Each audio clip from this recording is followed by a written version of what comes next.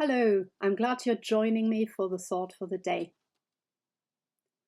The longer I've been a Christian, the more I'm fascinated by how different some things look if you have faith in Jesus. Take death, for example. I believe that for a Christian it is not the end, but the beginning of a new life.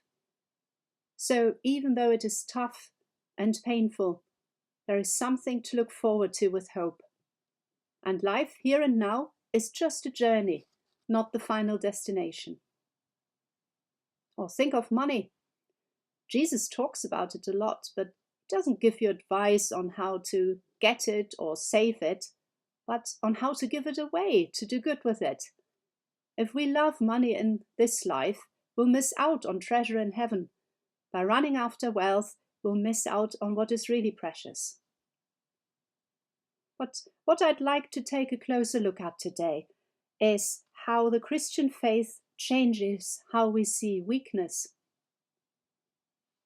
None of us, I think, like being weak, like feeling powerless.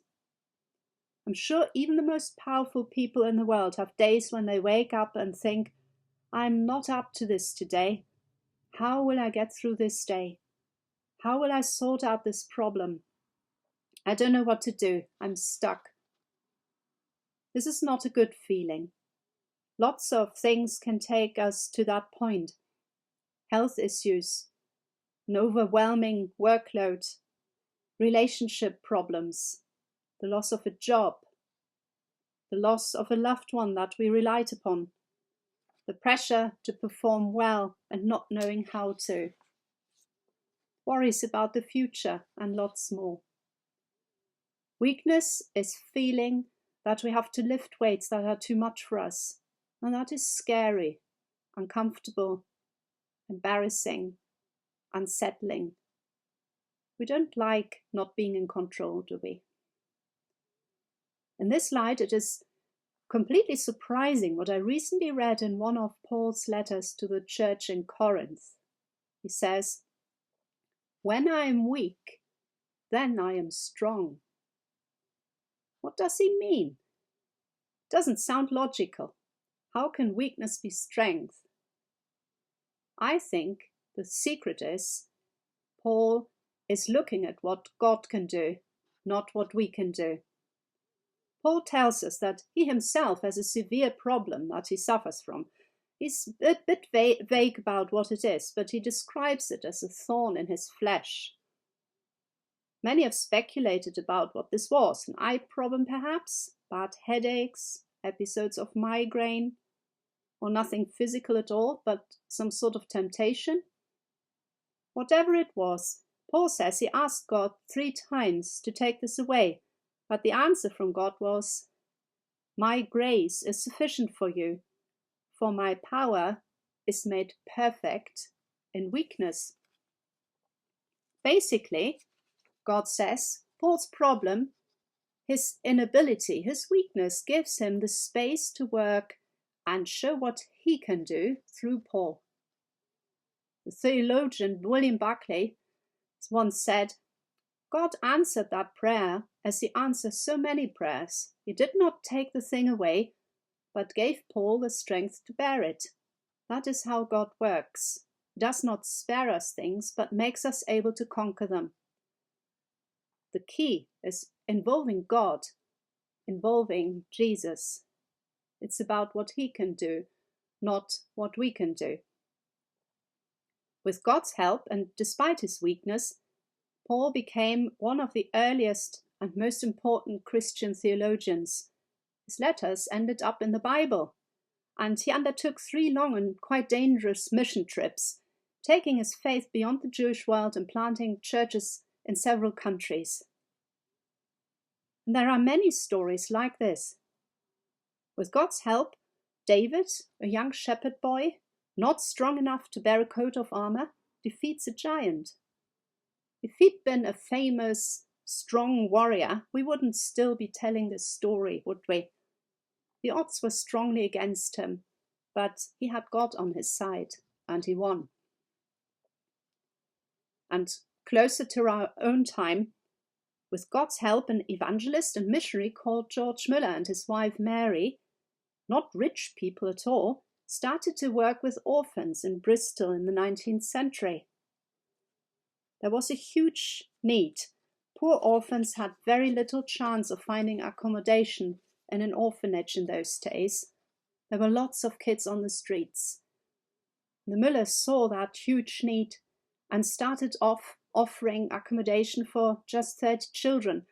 But over their lifetime, they built several large orphanages in Bristol, housing thousands of kids.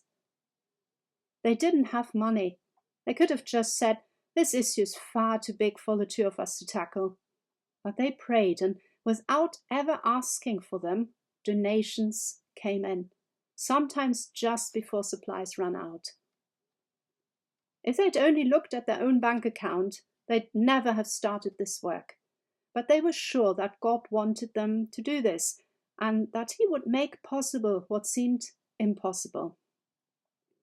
If you like, you can read up about George Muller. There are several biographies, and there's also some information on Wikipedia. Personally, the times when I've experienced God in the most powerful way have been the hard times, like a couple of years ago when my mum died. I didn't feel desolate, but surrounded by love and friendship.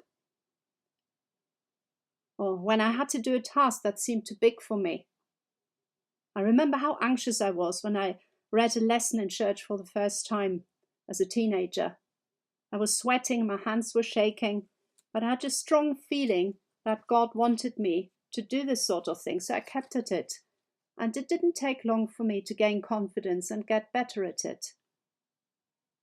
Long car journeys, when I'm the only driver, still fill me with dread. In COVID, I took the children to Germany one summer. It was my first time taking the car abroad on my own, and there was a whole pile of COVID tests and paperwork to be done, crossing several borders. I believe on that journey, God really looked after us. It went ever so smoothly. There are moments when I'm stuck and I don't know what to do, like that snowy evening many years ago when I was on my way home in my parents' very old car, and it broke down on the outskirts of the village on a crossroads, and I was tired. It was getting dark. I had a raging headache. I was pregnant. I didn't know what to do. The battery was completely flat. The car wouldn't do anything. I had no idea how to get it out of the way. All I could do was pray, and shortly after, 2 men turned up, and they helped me start the car, and I was back driving home. You might say this was just a happy coincidence, but these sorts of things have happened to me too often to still believe that. God loves us. He loves showing us what we can do with His help and in His strength. He loves using the most unlikely recruits for important tasks.